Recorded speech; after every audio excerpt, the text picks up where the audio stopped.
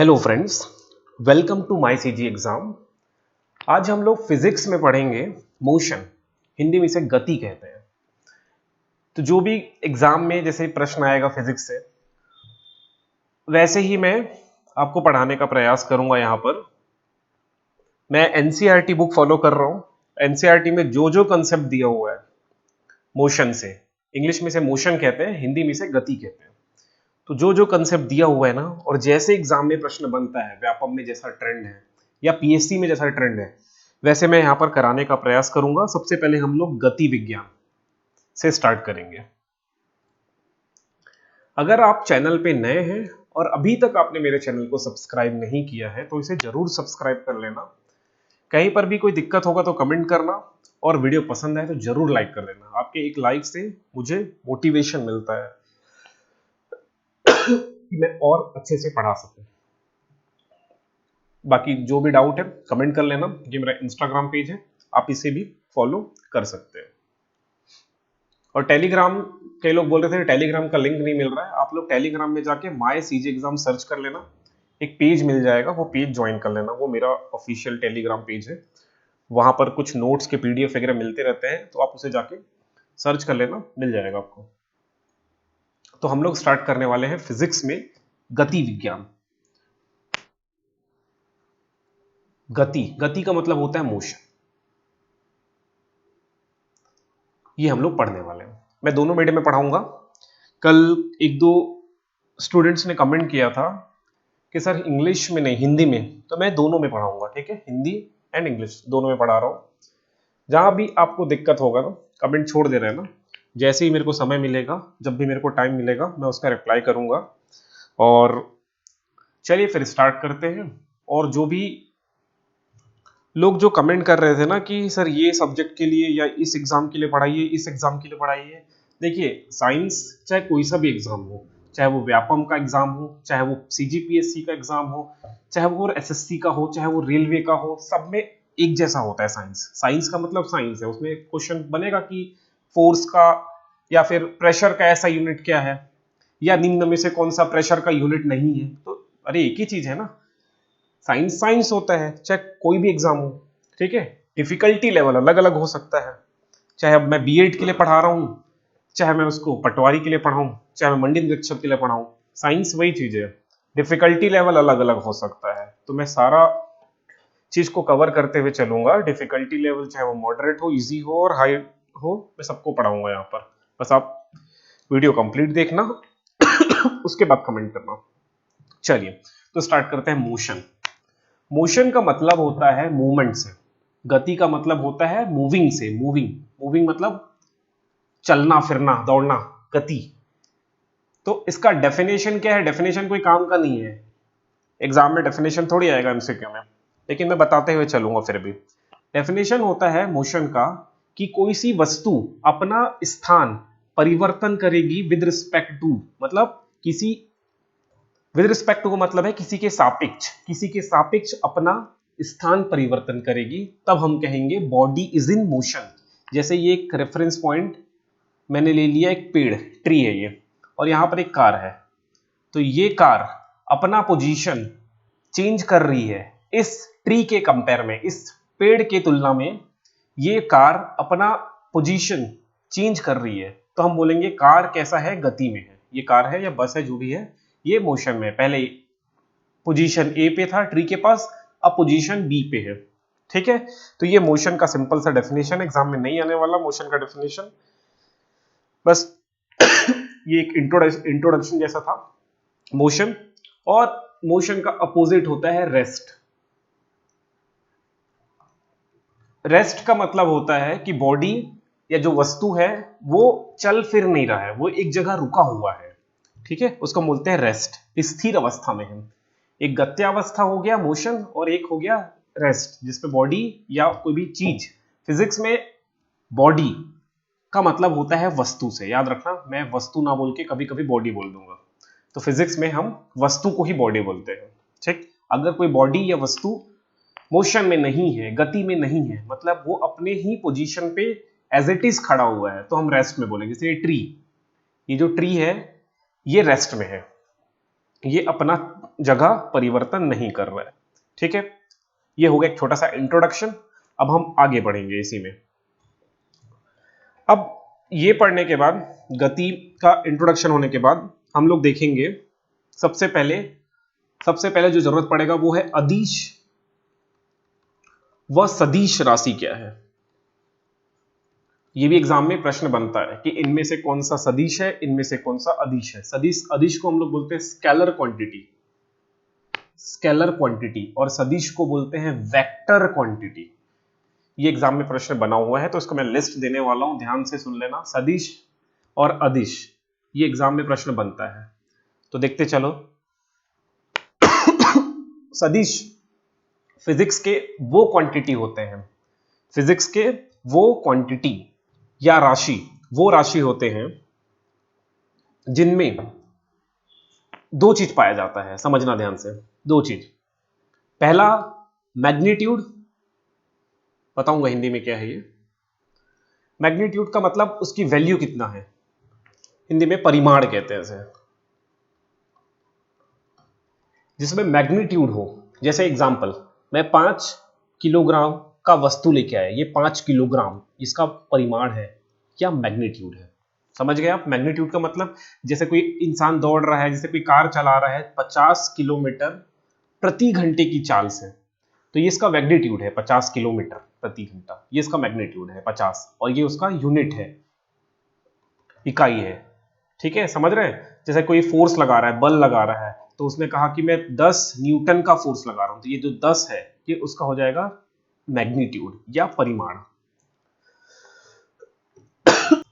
मतलब सदिश ऐसी राशि है जिसमें मैग्नीट्यूड होगा और दूसरा उसको बताने के लिए डायरेक्शन होगा कि वो चीज किधर जा रही है। जैसे मैंने बल अप्लाई किया, ये कार है, इस कार पे मैंने बल अप्लाई किया, फोर्स अप्लाई किया, तो इस इधर मैं धक्का दे रहा हूं, इस डायरेक्शन में, इस दिशा में धक्का दे रहा हूं, किस दिशा में धक्का दे रहा हूं।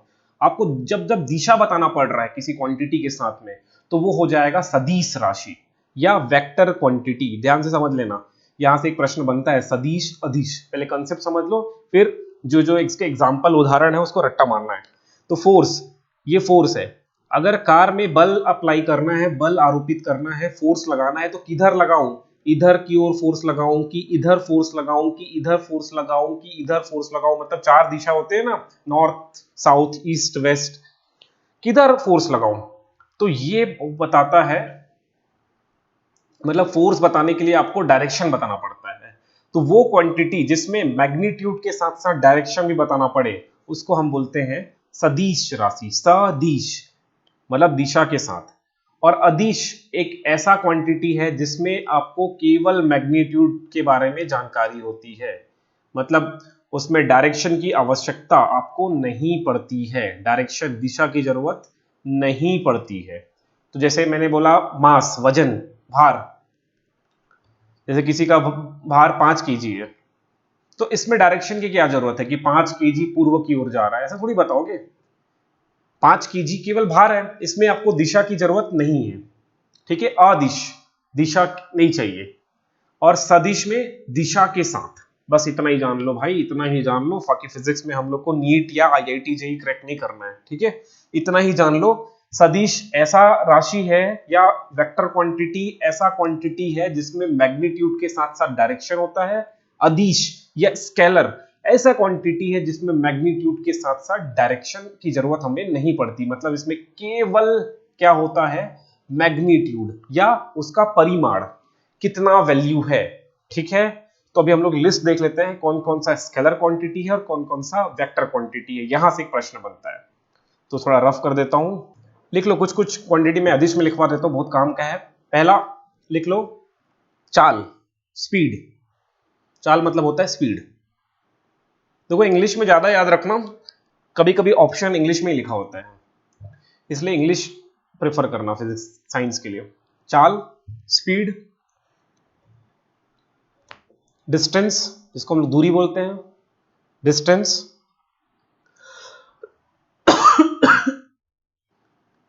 समय जिसको हम लोग टाइम कहते हैं, करंट, सबसे इंपॉर्टेंट इलेक्ट्रिक करंट, विद्युत धारा। विद्युत धारा क्या है, अदिश है, एग्जाम में क्वेश्चन बना है ये कि धारा का धारा, जो विद्युत धारा है वो अदिश है कि सदिश है, तो आप लोग को लगाना है अदिश। विद्युत धारा, करंट, जिसको इंग्लिश में बोलते हैं इलेक्ट्रिक करंट। इसके अलावा पोटेंशियल डिफरेंस, जिसे हम विभव अंतर कहते हैं, पोटेंशियल डिफरेंस, जिसे मैं शॉर्ट में पीडी बोलता हूँ। इस पीडी का ऐसा यूनिट होता है वोल्टेज, जब मैं पढ़ाऊंगा तो बताऊंगा। पीडी का ऐसा यूनिट होता है वोल्टेज, तो आपको ये भी याद रखना है। नहीं, ऐसा यूनिट नहीं, पीडी को ही हम वोल्टेज बोलते हैं, वोल्टेज का ऐसा यूनिट होता है volt. Volt, PD potential difference, इसे हम हिंदी में विभव अंतर कहते हैं। विभव अंतर, विभव अंतर का ऐसा ही मान होता है वोल्ट। ठीक है, करंट का एम्पियर। अब अभी हम तो सदिश और सदिश देख रहे हैं ना, तो भी इसी को लिस्ट कर लेते हैं। अब सदिश में देख लो, सदिश में आ जाएगा वेलोसिटी, वेग जिसको बोलते हैं, वेग, डिस्प्लेसमेंट, डिस्प्लेसमेंट, डिस्प्लेसमेंट का हिंदी में बोलते हैं विस्थापन, विस्थापन। फिर आ गया एस्लरेशन, जिसे हम त्वरण कहते हैं, एस्लरेशन, त्वरण।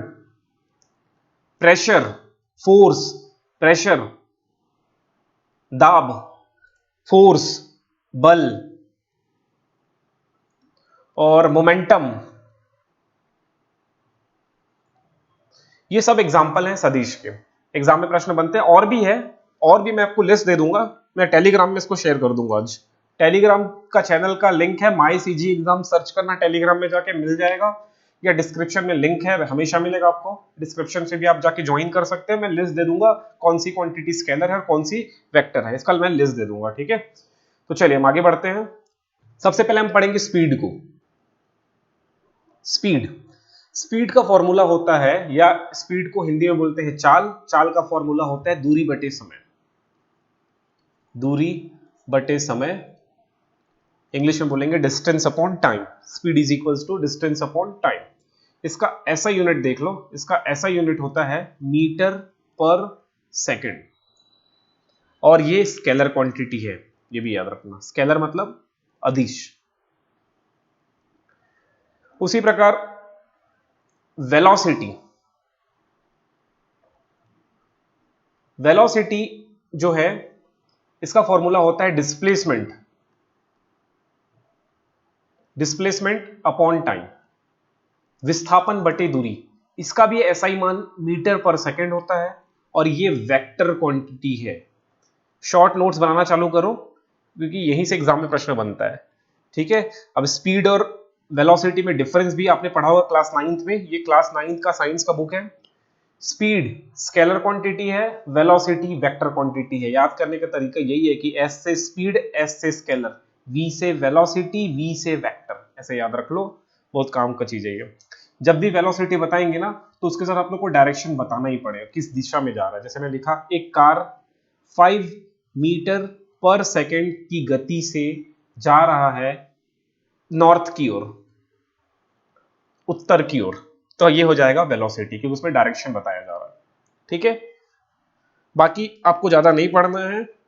बाकी जो आईआईटी जेई, जिन्होंने कभी आईआईटी जेई दिया होगा, या नीट की तैयारी, जिन्होंने एआईपीएमटी, सीजीपीएमटी की तैयारी क्लास 10th के बाद जिन्होंने किया है, जो साइंस बैकग्राउंड से, उन्होंने थोड़ा बहुत इसको पढ़ा होगा अच्छे से। लेकिन जिन्होंने 10th के बाद आर्ट्स ले लिया या कॉमर्स ले लिया, उनको इतना ही जानना जितना मैं बता रहा हूं, इससे ज्यादा एग्जाम में प्रश्न बनता भी नहीं है। इसके बाद डिस्टेंस और डिस्प्लेसमेंट को देख लेते हैं। डिस्टेंस, डिस्टेंस का मतलब होता है दूरी, डिस्टेंस, डिस्प्लेसमेंट, डिस्प्लेसमेंट। डिस्टेंस का मतलब हो गया दूरी, कितना दूर है ऑब्जेक्ट। जैसे ए यहां पर है, ए से ये रास्ता है, ये रोड है, समझ लो ये रोड है, ऐसे एक रोड बना हुआ है, ये रोड है, और मुझे बी तक जाना है, ये बी तक जाना है।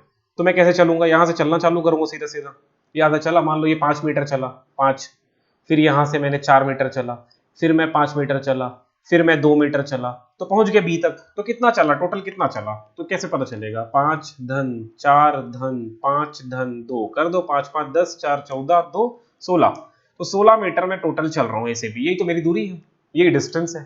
समझ गया डिस्टेंस। डिस्टेंस का मतलब होता है पाथ लेंथ, पाथ लेंथ।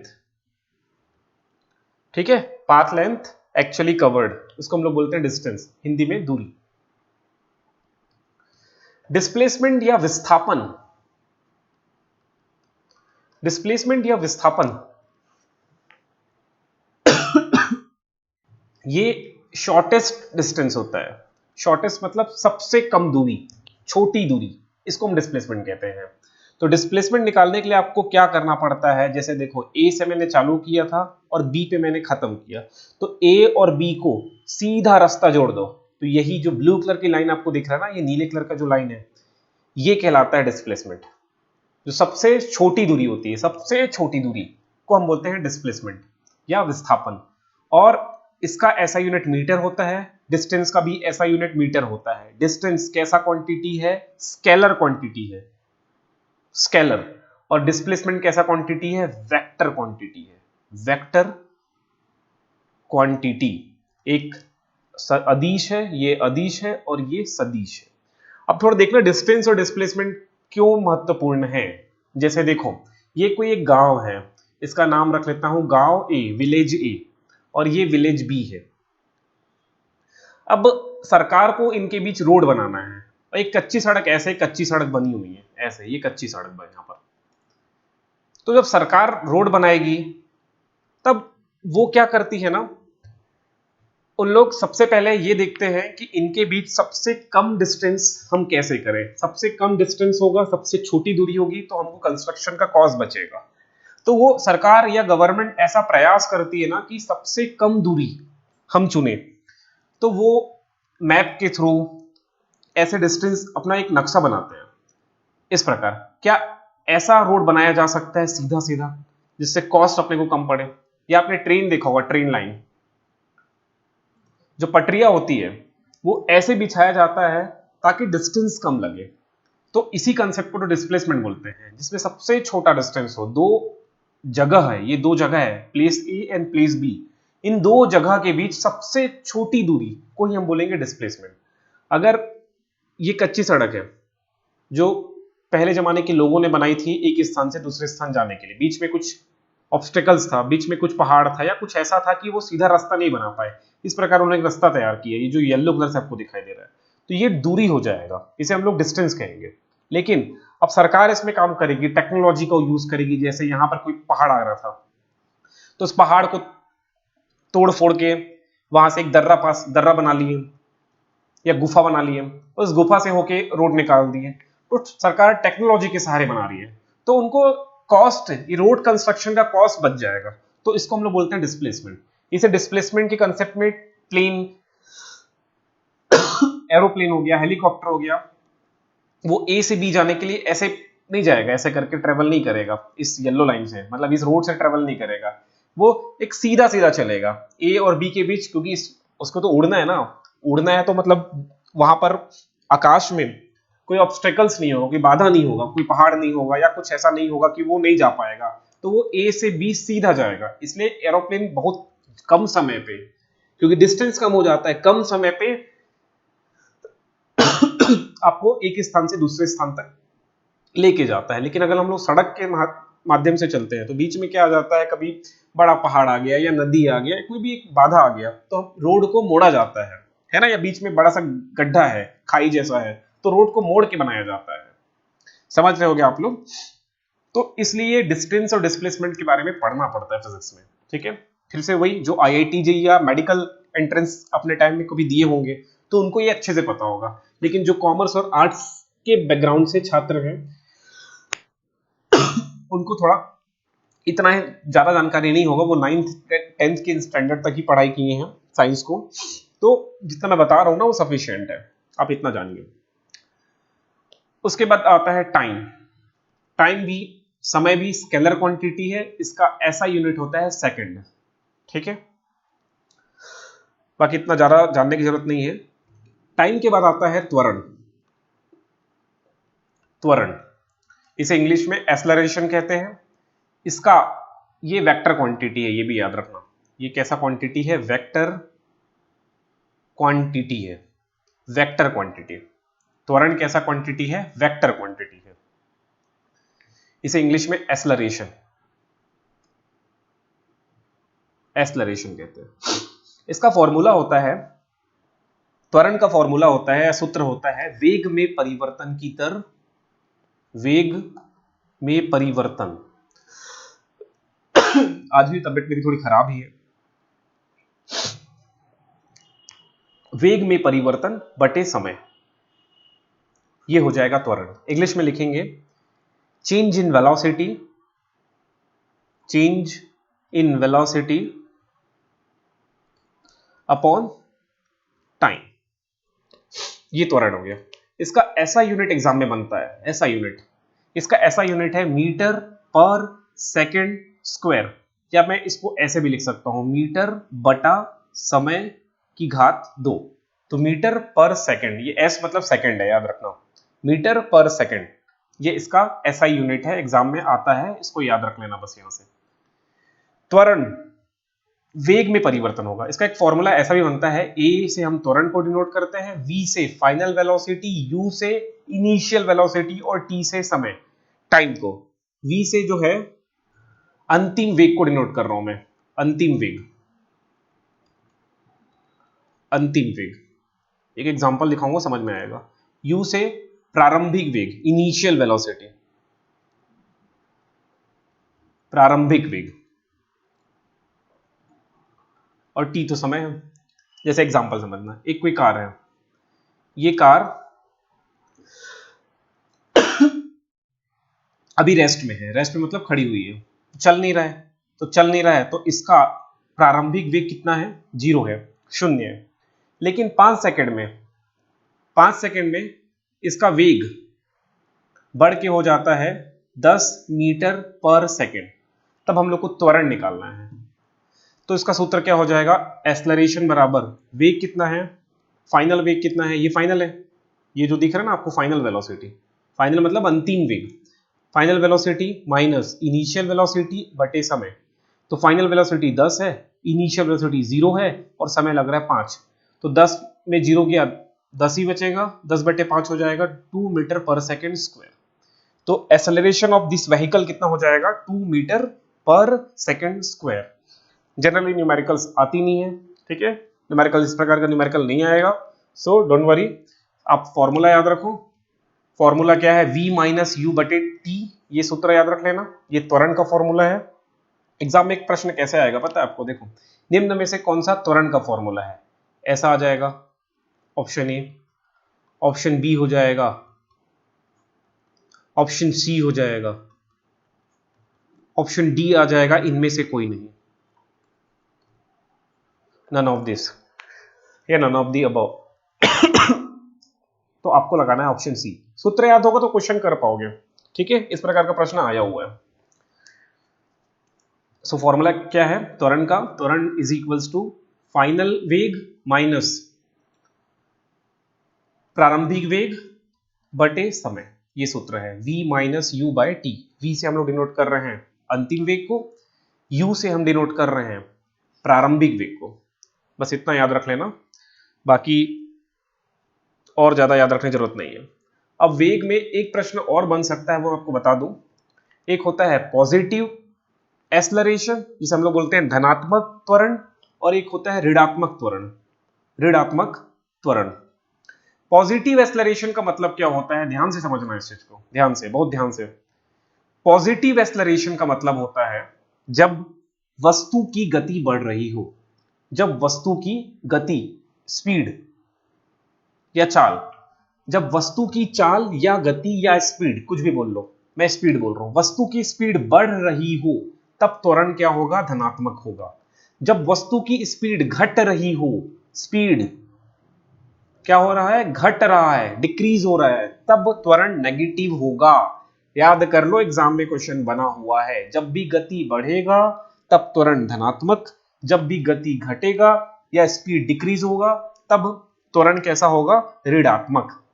इसको याद रख लेना। जैसे कभी त्वरण ऐसे दिया है, त्वरण दिया है किसी बॉडी का, बॉडी मतलब वस्तु का, -2 मीटर पर सेकेंड स्क्वायर, इसका मतलब है उसकी स्पीड हर सेकंड 2 मीटर पर सेकंड घट जा रहा है, इसका मतलब है।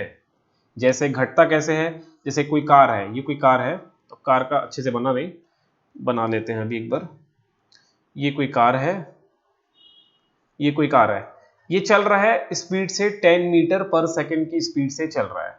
अचानक से कोई ऑब्जेक्ट यहां से पास हुआ या कोई बच्चा आ गया, तो कार वाले ने ब्रेक लगाया और 10 सेकंड में उसकी स्पीड घट के हो गया 2 मीटर पर सेकंड। तो स्पीड घट रहा है, देखो पहले 10 था, ये इनिशियल वेलोसिटी है u और ये फाइनल वेलोसिटी है v।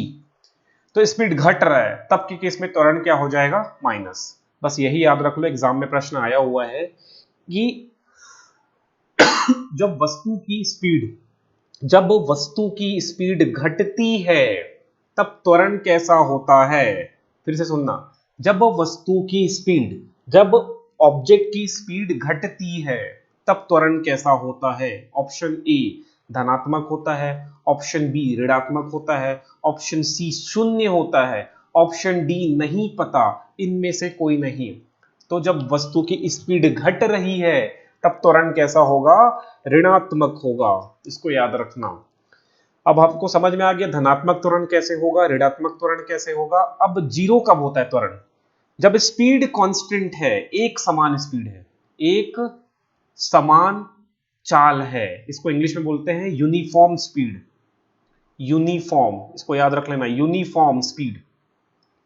यूनिफॉर्म स्पीड है मतलब उसकी स्पीड चेंज ही नहीं हो रहा है, एक समान चाल चल रहा है, एक समान से वो गाड़ी चल रहा है। अगर गाड़ी का स्पीड 50 किलोमीटर प्रति घंटा है तो लगातार 50 किलोमीटर प्रति घंटे से चल रहा है, मतलब उसका v भी 50 है और u भी 50 है, मतलब चेंज ही नहीं आ रहा है स्पीड में।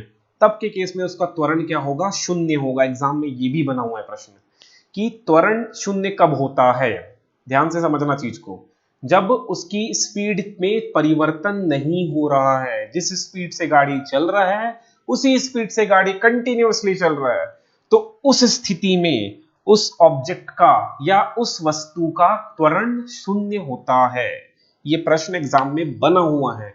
अगर नहीं समझ में आया होगा तो कमेंट करना, अगली वीडियो में समझाऊंगा धनात्मक त्वरण क्या होता है, ऋणात्मक त्वरण क्या होता है और शून्य त्वरण क्या होता है। फिर से सुनना, पॉजिटिव एक्सेलरेशन क्या है, नेगेटिव एक्सेलरेशन क्या है और जीरो एक्सेलरेशन क्या है। पॉजिटिव का मतलब स्पीड बढ़ रहा होगा, स्पीड इंक्रीज हो रहा होगा। माइनस नेगेटिव एक्सेलरेशन का मतलब है स्पीड घट रहा होगा। और जीरो एक्सेलरेशन का मतलब है स्पीड ना ही बढ़ रहा होगा और ना ही घट रहा होगा, बल्कि एक समान यूनिफॉर्म या कांस्टेंट स्पीड से गाड़ी चल रही होगी या ऑब्जेक्ट चल रहा होगा। समझ गए आप त्वरण, बस इतना ही समझिए। लगभग हमने मोशन का 50% कंप्लीट कर लिया है, 50-60% कंप्लीट कर लिया है। अब देखना, मैं आपको 3 इक्वेशंस ऑफ मोशन बताने वाला हूं। 3 इक्वेशंस ऑफ मोशन, गति के समीकरण। गति के समीकरण 3 समीकरण है। पहला समीकरण है v is equals to u plus a t. v का मतलब मैंने अभी बताया था अंतिम वेग, final velocity. Final velocity. u का मतलब है प्रारंभिक वेग, प्रारंभिक वेग। a का मतलब है त्वरण, t का मतलब है समय।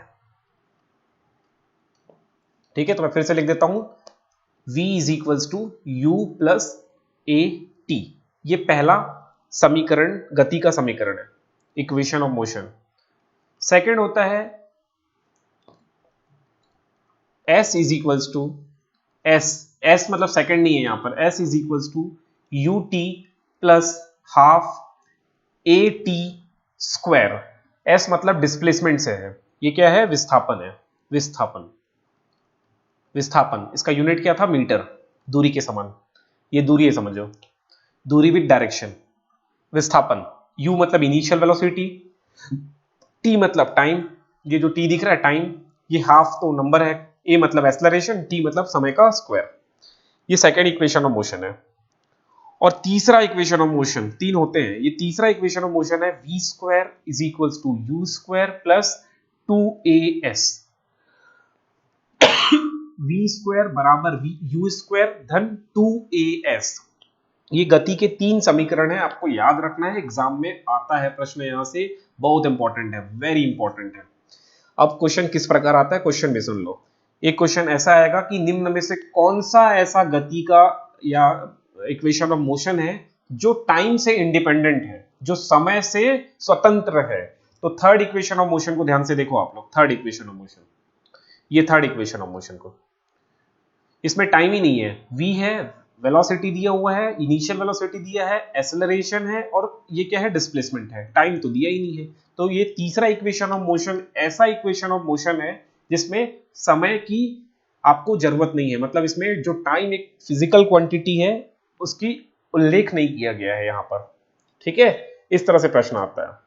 बाकी एक प्रश्न और बताता हूं मैं, बोल देगा इनमें से कौन सा गति का तीसरा समीकरण है। मैं लिख देता हूं ऑप्शन, एक V square minus you square equals to 2s बटे A. Option B, V square minus you square upon 2 is equals to A S. Option C, या ऑप्शन 3 लिख देता हूं अगर 1 2 3 है तो। Option 3, v square minus v square plus u square equals to minus 2as। और option 4, all, सभी। अब इन तीनों जो आपको दिया है ऑप्शंस, ऑप्शन 1, ऑप्शन 2 और ऑप्शन 3, ध्यान से देखो। ऑप्शन 1 को मैं ठीक से लिखता हूं, ये ए को उधर ट्रांसपोज कर देता हूं, तो ये v square is equals to हो जाएगा, ये ए पहले ट्रांसपोज होगा, पक्षांतर तो हो जाएगा 2as, और ये माइनस यू स्क्वायर उधर जाके हो जाएगा यू स्क्वायर प्लस में। तो ये तो थर्ड इक्वेशन ऑफ मोशन है। इसको भी थोड़ा ढंग से लिखता हूं, तो ये भी लिखा जाएगा v square is equals to, ये 2 को पक्षांतर कर दिया तो हो गया 2as, ये माइनस यू स्क्वायर इधर जाके हो जाएगा प्लस यू स्क्वायर, तो v square is equals to u square plus 2as। ये सिंपल सा मैथ्स में लगा रहा हूं, ट्रांसपोज करना, जिसे हिंदी में पक्षांतर करना बोलते हैं। यहाँ आप कमेंट मत करना कि सर समझ में नहीं आया, बहुत सिंपल सा चीज है भाई, ये इतना तो आना चाहिए, 5वीं 6वीं का मैथ्स है, ट्रांसपोज करना, पक्षांतर करना। अगर ये नहीं आता तो कैसे पटवारी का एग्जाम निकालोगे, कैसे मंडी निरीक्षक एग्जाम निकालोगे, इतना तो आना चाहिए। अब इसको फिर से सॉल्व करो, ये इसको भी ट्रांसपोज कर दो, ये यू स्क्वायर को उधर ट्रांसपोज कर दो, तो ऐसा हो जाएगा minus v square is equals to minus you square minus 2a, सब में -1 से मल्टीप्लाई कर दो तो आ जाएगा v square is equals to u square plus 2as। अब इन तीनों को देख लो, इसको देख लो, पहला ये, दूसरा इसको और तीसरा इसको, इन तीनों को देख लो, ये तीनों सेम चीज है, मतलब इसका आंसर हो जाएगा ऑप्शन 4, ऑल। अब समझ में आया कि ये तीनों इक्वेशन ऑफ मोशन पढ़ाने का मेरा उद्देश्य क्या है। एग्जाम में कुछ भी क्वेश्चन बन सकता है कि इनमें से कौन सा इक्वेशन ऑफ मोशन है, इनमें से कौन सा प्रथम गति का समीकरण है, इसमें से कौन सा द्वितीय गति का समीकरण है, इसमें से कौन सा तृतीय गति का समीकरण है। ठीक है, तो आपको first equation of motion, second equation of motion और थर्ड इक्वेशन ऑफ मोशन याद रखना है। ठीक है, अब कुछ एक दो क्वेश्चन और आता है। एक है सर्कुलर मोशन, वृत्तीय गति, सर्कुलर मोशन, वृत्तीय गति, वृत्त में गति करना मतलब गोल गोल घूमना। तो जब भी सर्कुलर मोशन होगा ना, ऐसे गोल गोल घूमना, उसकी स्पीड भले कांस्टेंट हो, ध्यान से सुनना मेरी बात, स्पीड भले ही कांस्टेंट हो, स्पीड मतलब चाल, चाल भले ही परिवर्तन नहीं हो रहा है, मतलब अपरिवर्तन है चाल में, स्पीड में परिवर्तन नहीं हो रहा है, स्पीड में चेंज नहीं हो रहा है, लेकिन ये सर्कुलर मोशन हमेशा एक्सेलरेटेड मोशन होता है, एक्सेलरेटेड मोशन होता है, मतलब इसमें हमेशा त्वरण होगा, त्वरण का वैल्यू कभी जीरो नहीं होगा इसमें, याद रखना। सर्कुलर मोशन में त्वरण का वैल्यू कभी जीरो नहीं होता है, वो हमेशा एक्सेलरेटेड मोशन है, याद रखना, ये प्रश्न बना हुआ है। जो सर्कुलर मोशन है वो हमेशा एक्सेलरेटेड मोशन है, उसमें त्वरण का मान या एक्सेलरेशन का मान कभी जीरो नहीं होता है, कुछ ना कुछ मान हमेशा होगा। ठीक है, क्योंकि डायरेक्शन कंटिन्यूअसली चेंज हो रहा है, ये इधर पूर्व की ओर जा रहा है, इधर गाड़ी साउथ की ओर डायरेक्शन है ना, समझना इस चीज को।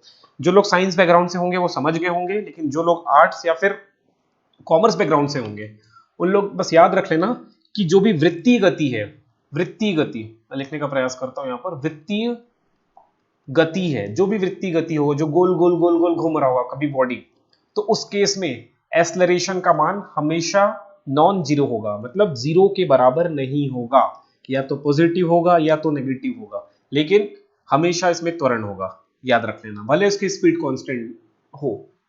ठीक है, स्पीड कांस्टेंट हो तो भी चलेगा, स्पीड कांस्टेंट नहीं तो भी चलेगा, लेकिन वो हमेशा कैसा होगा, एक्सेलरेटेड मोशन होगा। ठीक है, उसमें त्वरण हमेशा होगा, इस चीज को याद रख लेना। तो आई होप जो हम लोग ये स्पीड टाइम ये सब देख रहे हैं साइंस के खंड में, ये आपको समझ में आया होगा। स्पीड एंड टाइम जो है ये आपको मैथ्स में एप्टीट्यूड में भी पढ़ना है। ट्रेन वाला प्रॉब्लम ये शायद आपने पढ़ा होगा, तो ये आपको हमेशा पढ़ना है, साइंस में तो पढ़ना ही है, तो आपको ये चीज को मैथ्स में भी पढ़ना है। ट्रेन वाली प्रॉब्लम, नाव वाली प्रॉब्लम है ना, डाउन स्ट्रीम अपस्ट्रीम वाली प्रॉब्लम, इस सब में आप लोग मैथ्स में पढ़े ही होंगे एप्टीट्यूड में। तो मैंने साइंस में आपको बेसिक आपको आज बड़ा पढ़ाया जो स्पीड एंड टाइम है। आई थिंक मैंने हर चीज को कवर कर लिया है। फिर भी जो भी आपके मन में डाउट है या कुछ समझ में नहीं आया, कोई चीज में समस्या है, तो आप लोग कमेंट करके वो मेरे से पूछ लेना, मैं आपको बता दूंगा। ठीक है, जहां भी दिक्कत होगा पूछना। ये हम लोग सब एग्जाम के लिए पढ़ रहे हैं, सारे एग्जाम में, चाहे वो पटवारी का एग्जाम हो, आरआई का एग्जाम हो, मंडी निरीक्षक एग्जाम हो, ठीक है, कोई भी एग्जाम हो, चाहे वो बीएड का एंट्रेंस क्यों ना हो, सब में सेम ही क्वेश्चन बनेगा। जो जिस प्रकार का मैंने संभवतः क्वेश्चन पूछा है वैसा ही क्वेश्चन आपके एग्जाम में आएगा। ठीक है, अब जो भी कुछ लोग वीडियो पूरा नहीं देखते ना, कुछ लोग ज्यादा से ज्यादा 10 मिनट ये वीडियो देखेंगे या 5 मिनट वीडियो देखेंगे, कुछ लोग ही हैं जो वीडियो को अभी कंप्लीट कर रहे होंगे। मतलब जो मैं अभी बोल रहा हूँ वो 100 में 4-5 ही होंगे जो इसको सुन रहे होंगे, मतलब 3 से 4-5% ही ऐसे मेरे स्टूडेंट हैं जो मेरा वीडियो पूरा देखते हैं। अब जो लोग वीडियो पूरा देखे हो ना, वो कमेंट करके बता दो जरा, कंप्लीटेड करके, कंप्लीट हो गया, कंप्लीट वीडियो मैंने कंप्लीट देखा, कमेंट करके बताना, मेरे को पता चलेगा ना, मुझे पता है 1-2 लोग ही कंप्लीट करके कमेंट करेंगे यहाँ पर। ठीक है, चलिए नेक्स्ट वीडियो में मिलते हैं फिर।